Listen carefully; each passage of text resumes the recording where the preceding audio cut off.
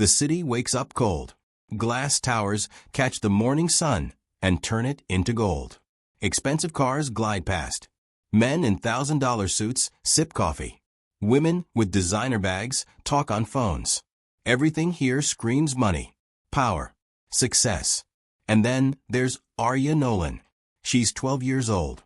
Her jacket is too thin for the wind. Her shoes are worn down at the heels. Her face is pale, tired, hungry. She walks slowly through the financial district like she doesn't belong. Because she doesn't. People stare. A woman pulls her purse closer. A man in a gray suit frowns. A security guard outside a building watches her like she might steal something. Arya feels every single look, every judgment, every silent question. Why is a child here? Where are her parents? Is she lost?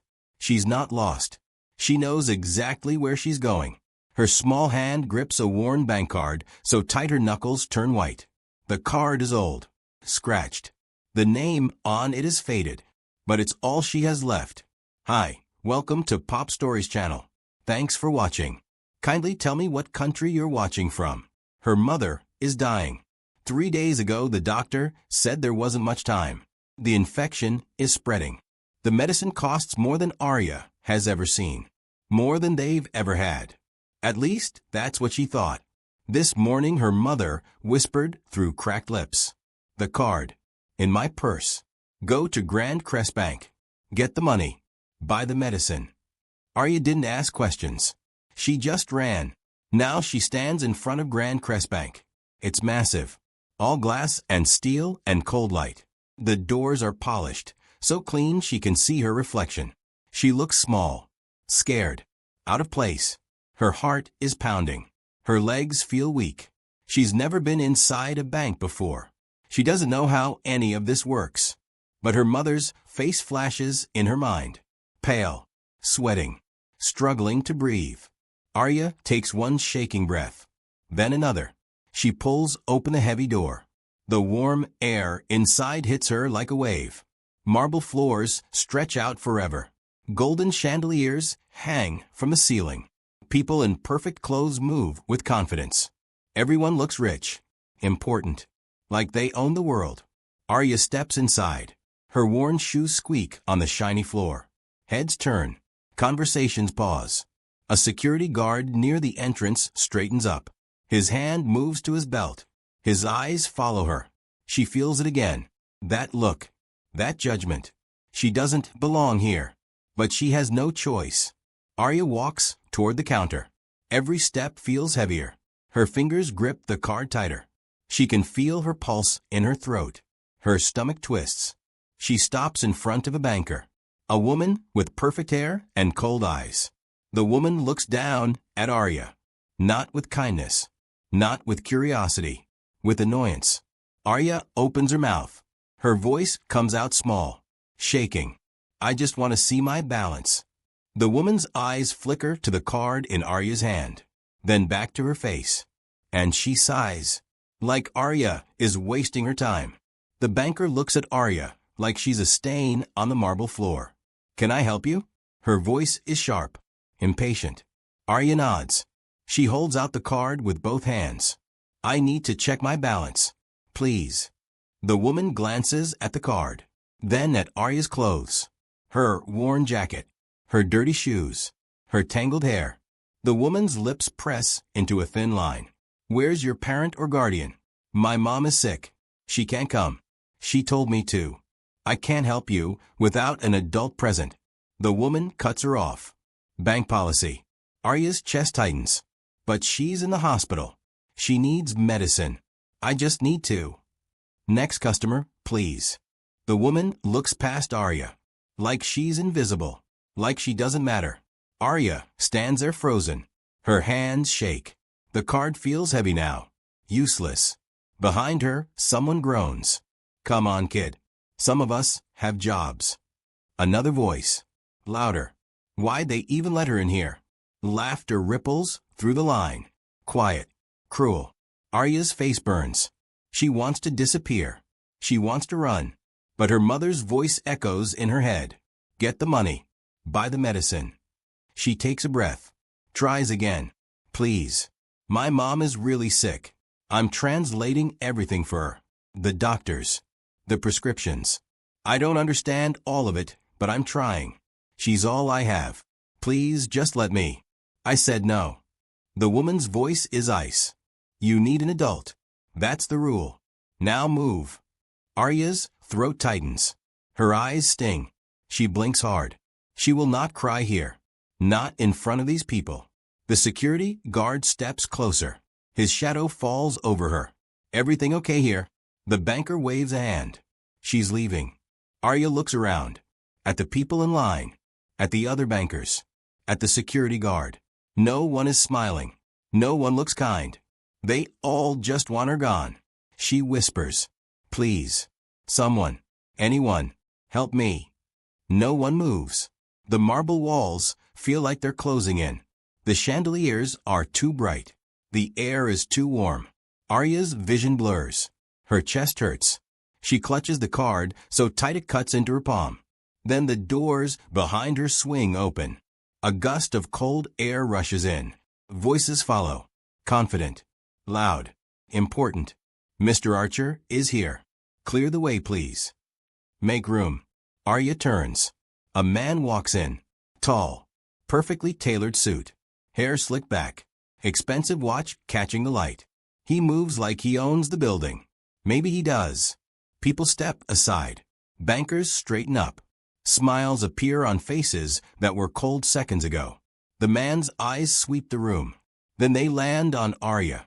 He stops. A slow smile spreads across his face. Not kind. Not warm. Amused. He walks toward her. His shoes click on the marble. Each step louder than the last. He stops right in front of her. Looks down. Well, he says. His voice carries across the entire lobby. This should be entertaining. People laugh. Arya's stomach drops. She doesn't know who this man is. But she knows one thing. He's about to make everything worse. 3 weeks ago, everything was different. Arya's mom was laughing, making breakfast, singing off-key while she got ready for her hospital shift. She worked as a nurse. Long hours. Night shifts. But she always came home smiling. How was school, baby? Good, Mom. Did you eat? Yes, Mom. Promise. Promise. It was simple, small, safe. Then one morning, her mom didn't get out of bed. Mom. No answer. Mom, you're going to be late. Her mother's face was pale, sweating. Her breathing was shallow. Wrong. Arya touched her forehead, burning. She called 911. Her hands shook so bad she could barely hold the phone. The ambulance came. Sirens. Flashing lights. Neighbors staring. At the hospital, a doctor spoke fast. Medical terms Arya didn't understand. Infection. Sepsis. Critical. Is there another adult we can contact? Arya shook her head. It's just us. The doctor looked at her with pity. That look. The one that says you're too young for this. But Arya didn't have a choice. Her mom stayed in the hospital for 5 days. Then they sent her home. Not because she was better. Because they couldn't afford to keep her. She needs rest. Medication. Follow-up appointments. The prescriptions were in English. The instructions were complicated. Arya read them over and over. Googled every word she didn't know. Set alarms on her phone so her mom wouldn't miss a dose. She became the translator, the nurse, the adult. Then the eviction notice came. Her mom had missed too much work. No income. No rent. The landlord didn't care that she was sick. He wanted them out. They packed everything into 2 suitcases. Left the apartment they'd lived in for 6 years. Arya cried in the hallway. Her mom held her hand. We'll be okay, baby. I promise. But they weren't okay. They stayed in a shelter. Rows of beds. Strangers everywhere. No privacy. No safety. Arya couldn't sleep. Every night, she heard her mom coughing. Struggling to breathe. The infection came back. Worse this time. Her mom's skin turned gray. Her lips cracked. She could barely sit up. Mom, we need to go back to the hospital. We can't afford it, Arya. I don't care. You're dying. Her mother's hand trembled as she reached for her purse. She pulled out the bank card, handed it to Arya. Go to Grand Crest Bank. Ask for the balance. Withdraw what we need. Buy the medicine. Arya stared at the card. How much is in there? Her mother's eyes closed. Enough. I hope. That was this morning. Now Arya is back in the present, standing in the cold marble lobby. The tall man in the expensive suit looming over her. Maxwell Archer. He's still smiling, still amused. Let me guess, he says loudly. You thought you had money in that account. People laugh again. Arya's hands shake. She grips the card tighter. Maxwell leans down, close enough that she can smell his cologne. Expensive. Suffocating. Sweetheart, he says, voice dripping with fake kindness. This is a bank for people with money. Not, he gestures at her. Whatever this is. The lobby erupts in laughter. Arya's vision blurs. But she doesn't move. She can't. Her mother is dying. And this card is all she has left. Maxwell Archer doesn't just enter rooms. He conquers them. Every head turns when he walks in. Every conversation stops. People straighten their ties, fix their hair, smile wider, laugh louder. Everyone wants his attention, his approval, his money. He's wearing a suit that costs more than most people make in a year. His watch glints under the chandelier light. His shoes are polished to a mirror shine. Everything about him screams power. And he knows it. Behind him, 3 assistants follow, tablets in hand, earpieces in, moving fast to keep up. A banker rushes over with a smile so wide it looks painful. Mr. Archer, what an honor. We weren't expecting you today. Maxwell waves him off. Just passing through. Thought I'd check on my accounts. Of course. Right this way, sir. But Maxwell doesn't move. His eyes are locked on Arya, standing small and alone in the middle of the marble floor, clutching that worn bank card like it's a lifeline. He tilts his head, curious, amused. What do we have here? The banker hesitates. Oh, that's nothing, sir. Just a minor situation. We're handling it. Doesn't look handled. Maxwell walks toward Arya. Slow, deliberate, like a cat approaching a mouse. The room goes quiet. All eyes on them now. Maxwell stops in front of her. Looks down. Way down. You lost, kid? Arya's throat is dry. She can barely speak. No, sir. No. He raises an eyebrow. Then what are you doing in a place like this? She holds up the card. Her hand shakes. I need to check my balance. Maxwell stares at the card. Then he laughs. Not a small laugh. A loud, booming laugh that echoes off the marble walls. People join in. Nervous laughter. Awkward laughter. But laughter all the same. Arya's face burns. Maxwell turns to the crowd. Did you hear that? She wants to check her balance. He turns back to Arya. Sweetheart, this is Grand Crest Bank. We don't deal in lunch money. More laughter. Arya's eyes sting. She blinks hard. No. She will not cry. Not here. Not now. Maxwell leans closer. His voice drops. Quiet enough that only she can hear. Listen. I'm sure you think you're being brave. Coming here. Asking for help. But this isn't a charity. This is a business. And you don't belong here. He straightens up. Speaks louder now. For the crowd. Tell you what. Let's make this fun. He gestures to the banker. Swipe her card. Let's see what's in there. The banker hesitates. Sir, we have policies. I said swipe it. Maxwell's smile doesn't reach his eyes. The banker nods quickly. Motions for Arya to hand over the card. Arya's heart pounds. This is it. This is the moment. She walks to the counter. Places the card down. Her fingers tremble. The banker picks it up. Looks at Maxwell. Then back at the card. Maxwell folds his arms. Go on. Let's see how much this little girl thinks she has. He's already laughing. Already preparing for the punchline. The room holds its breath. The banker swipes the card. A beep echoes through the lobby. The screen loads. Maxwell smirks. $10? $20. Arya closes her eyes. Please. Please let there be enough. The machine beeps again. The banker's face changes. His smile fades. His eyes go wide. He stares at the screen. Frozen. Maxwell notices. His smirk falters. What? What is it? The banker doesn't answer. He just stares. Maxwell steps forward, looks at the screen, and his face goes pale. The beep from the machine cuts through the silence like a knife. Everyone is watching now. The entire lobby. Frozen. Waiting. Maxwell stands with his arms folded. Confident. Ready to laugh. Ready to prove his point. Arya stands at the counter. Small. Shaking. Terrified. The banker stares at the screen. His finger hovers over the keyboard. He's not moving. Not breathing. Well. Maxwell's voice booms. Don't keep us waiting. How much does the little girl have? The banker doesn't answer. He just stares. Maxwell's smile twitches. Just a little. I said how much? Still nothing. The assistants behind Maxwell exchange glances. The crowd shifts uncomfortably. Someone coughs. Maxwell steps closer to the counter. His voice drops.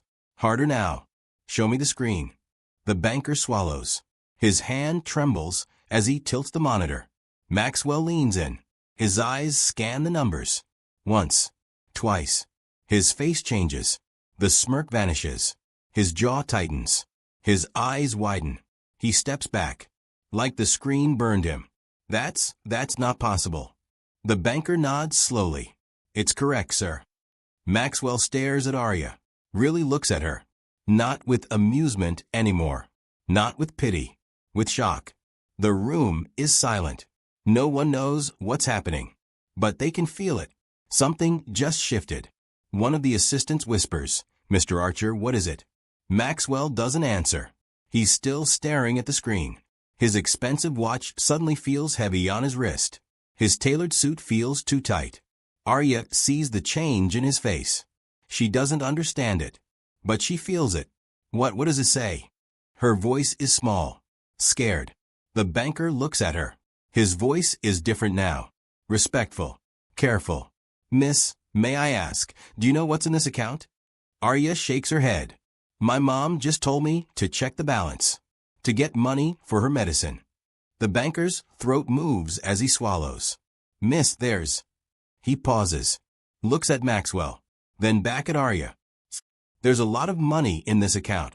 How much? Arya whispers. The banker hesitates. Maxwell finally speaks. His voice is quiet. Hollow. More than I have. The words hang in the air. Someone in the crowd gasps.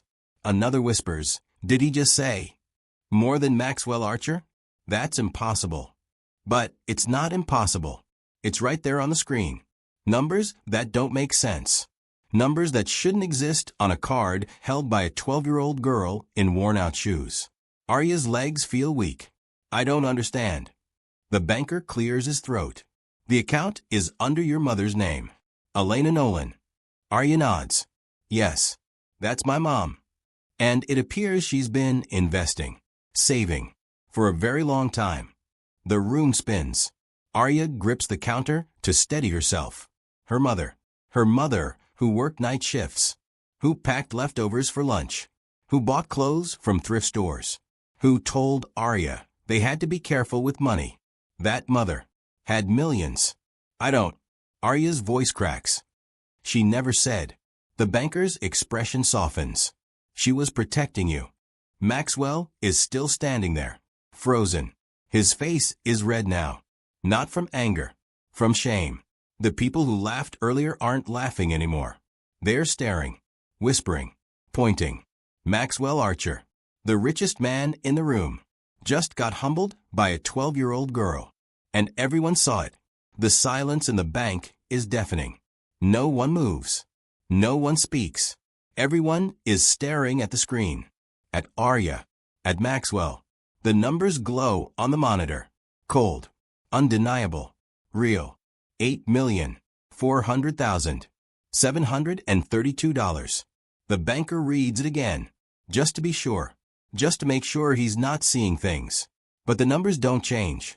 Maxwell's hands are at his sides now. Fists clenched. His jaw tight. He's trying to process what just happened. trying to understand how a child in dirty shoes has more money than him.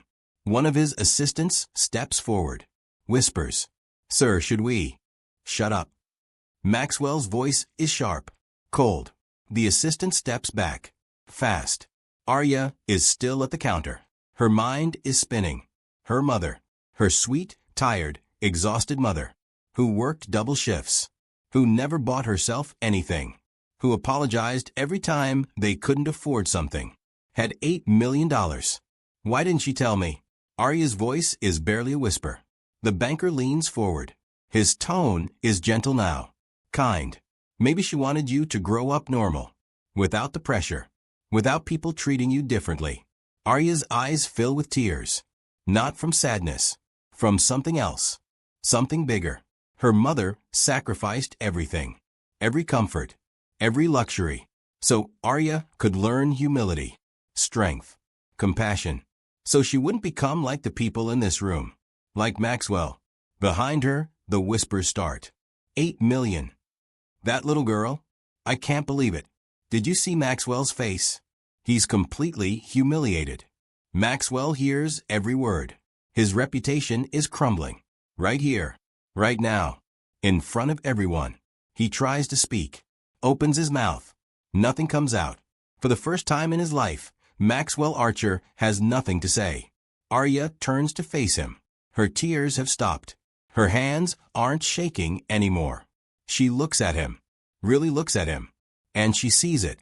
The shame, the embarrassment, the realization that he was wrong. You laughed at me, she says quietly. Maxwell flinches. You called me nothing. You said I didn't belong here. The room is silent again, watching, waiting. I came here because my mother is dying, because I need medicine, because I'm 12 years old and I'm terrified and I didn't know what else to do. Her voice cracks, but she doesn't stop. And you made fun of me, in front of everyone. Maxwell's face is red now. He looks down, can't meet her eyes. I'm sorry. The words barely come out. Strangled, hollow. Arya doesn't respond. She just stares at him. Then she turns back to the banker. I need to withdraw money for my mother's medicine. Can you help me now? The banker nods quickly, eagerly. Yes. Yes, of course. Whatever you need. Thank you. He starts typing. Fast. No hesitation. No questions. No rules. Papers appear. A pen. Signatures. Arya signs where he points. Her handwriting is shaky but clear. The banker processes everything. Prints a withdrawal slip. Hands it to her. The money will be available immediately. You can pick up the medicine today. Arya takes the slip, folds it carefully, puts it in her pocket. She picks up the bank card, holds it tight. Then she turns toward the door. The crowd parts. Like she's royalty. Like she owns the building. Maxwell watches her go. His assistants watch. The bankers watch. Everyone watches. Arya walks across the marble floor. Her worn shoes squeak with each step. But she's not small anymore. She's not invisible. She walks past Maxwell. Doesn't look at him. Doesn't need to. She pushes open the heavy glass doors. Cold air rushes in. And Arya Nolan walks out of Grand Crest Bank. Victorious. The doors close behind Arya with a soft click. Inside the bank, nobody moves. The silence is thick, heavy, suffocating. Maxwell stands in the middle of the marble floor, alone. His assistants have stepped back. His confidence has evaporated. His power feels meaningless. Someone in the crowd whispers, "Did that just happen?" Another voice. Maxwell Archer just got destroyed by a 12-year-old. She had $8 million. More than him. And he mocked her. The whispers grow louder, bolder. People who smiled at Maxwell minutes ago now look at him differently. Not with admiration, with disappointment, with judgment. Maxwell feels it. Every stare, every whisper, every silent accusation. He tries to speak, clears his throat. I didn't know. But the words die in his mouth. Because there's no excuse. No justification. No way to undo what just happened. He judged her, humiliated her, laughed at her. And he was wrong. The banker who refused to help Arya earlier stands frozen at the counter. Her perfect hair, her cold eyes, her dismissive tone. Now she looks sick. I didn't know, she mutters to no one. But that's the problem. She didn't know. And she didn't care to find out. None of them did. They saw a poor girl, dirty clothes, worn shoes, and they decided she didn't matter. One of Maxwell's assistants finally speaks. Quietly. Sir, we should go. Maxwell nods. Numb. He turns toward the door. But before he leaves, he looks back at the counter, at the screen still glowing with those impossible numbers. $8 million. More than he brought into the bank today. More than most people see in a lifetime. And it belonged to a woman who worked night shifts as a nurse. A woman who never bragged, never flaunted, never demanded respect. She just lived, quietly, humbly, powerfully. And she raised a daughter who carried that same strength. Maxwell's chest tightens. He feels something unfamiliar. Shame. Real shame. Not embarrassment. Not wounded pride. Actual remorse. He walks toward the doors. Slower now. Heavier. Behind him, the whispers continue. I can't believe he did that. Poor girl. She was just trying to help her mother. And he laughed at her. Maxwell pushes open the door. Steps outside. The cold air hits his face. He looks left, then right. Arya is already gone. He'll never see her again. Never get the chance to truly apologize. Never get the chance to make it right. And maybe that's what he deserves. Back inside the bank, the atmosphere has shifted completely. The bankers are quieter now, more careful. The customers are subdued. One woman in the line turns to her friend. That little girl had more grace than anyone in this building. Her friend nods, including us. Because they laughed too. They judged too. They were part of the cruelty. And now they have to live with that. The security guard who watched Arya like she was a criminal stands by the door. His hand rests on his belt, but his eyes are distant. He's thinking about his own daughter, about how he would want someone to treat her. And he knows, deep down, he failed. The banker at the counter finally moves. She picks up the phone, dials her manager. We need to update our policies, she says quietly. Immediately. Because what happened today can never happen again. A child came into the bank desperate, alone, scared, and they turned her away. Not because of rules, not because of policy, because of prejudice. They saw her clothes, her age, her desperation, and they decided she wasn't worth their time. But she was worth $8 million. And more importantly, she was worth basic human decency. That's the lesson they'll carry forever. Arya Nolan didn't just walk out of that bank with money. She walked out with her dignity. And she left everyone else to face theirs. Arya walks down the street. The pharmacy bag swings at her side. Heavy, full, expensive medicine her mother desperately needs. But her mind is somewhere else. $8 million. The number keeps repeating in her head. Over and over.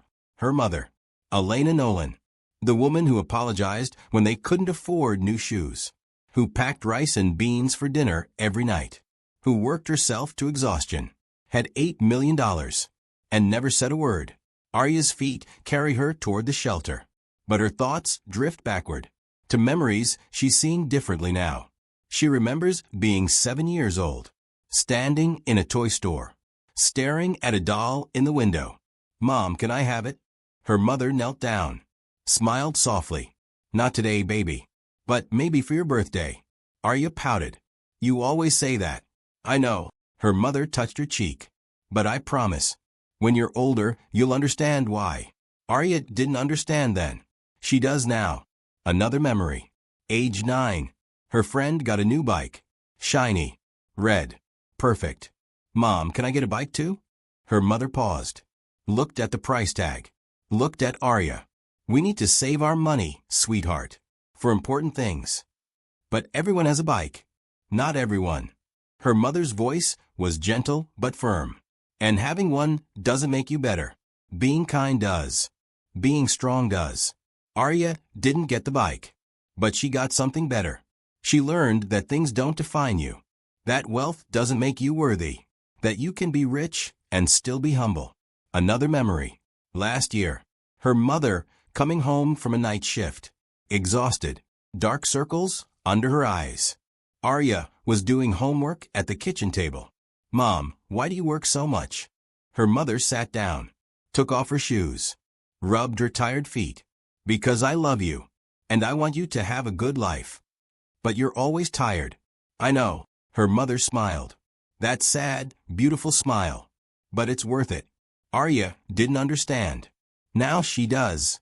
Her mother wasn't just working for survival. She was building something, investing, planning, creating a future. But she hid it because she wanted Arya to grow up normal, to learn the value of hard work, to understand struggle, to develop empathy, to not become like Maxwell Archer. Arya stops walking, stands on the sidewalk. People move around her. Tears stream down her face. Not from sadness, from overwhelming love. Her mother sacrificed everything. Not just money, not just comfort. She sacrificed being seen, being recognized, being celebrated. She could have lived in a mansion, driven expensive cars, worn designer clothes. But she chose small apartments, old cars, thrift store jackets, because she loved her daughter more than she loved comfort. Because she wanted Arya to have something money can't buy. Character. Arya wipes her eyes, takes a deep breath. She looks down at the pharmacy bag, at the medicine that will save her mother's life. And she realizes something. Her mother already saved hers. Not with money, with lessons, with values, with love. All those nights her mother came home exhausted. All those times they ate simple meals. All those moments Arya felt like they were struggling. They weren't struggling. They were learning. And now Arya understands. Wealth isn't about what you have. It's about who you are. Her mother is the richest person she knows. Not because of the $8 million, but because of the life she built, the daughter she raised, the values she taught. Arya starts walking again. Faster now. She needs to get home. She needs to give her mother the medicine. And she needs to say thank you. For everything. For the sacrifice. For the lessons. For the love. For teaching her that true wealth is measured in kindness, in strength, in dignity, not in dollars, but in character. And Arya Nolan is the richest girl in the world. Arya reaches the shelter just as the sun begins to set. The building looks different now. Not worse, not better, just different. Yesterday, she walked out of here desperate, terrified, alone. Today she walks back in transformed. The front door creaks. As she pushes it open, the familiar smell hits her. Disinfectant. Old blankets. Too many people in too small a space. She walks past the front desk. The woman there looks up. "You okay, honey?" Arya nods. Holds up the pharmacy bag. "I got the medicine." The woman's face softens. "Good. Your mom's been asking for you." Arya walks faster now. Down the narrow hallway. Past rows of beds separated by thin curtains. Past families huddled together. Past people who have nothing. People like her. Except now she has $8 million. But standing here, surrounded by struggle and survival, the money feels distant. Unreal. What feels real is her mother. Arya reaches their section. Pulls back the curtain. Her mother lies on the thin mattress. Eyes closed. Breathing shallow. Skin pale, but alive. "Mom." Arya's voice breaks. Her mother's eyes flutter open. Slowly, painfully, she sees Arya and smiles. That same tired, beautiful smile. "You're back," her mother whispers. Arya sits on the edge of the bed, sets the pharmacy bag down. "I got the medicine." Her mother's eyes fill with tears. "You did it. I did it." Arya's voice shakes. "But Mom, why didn't you tell me?"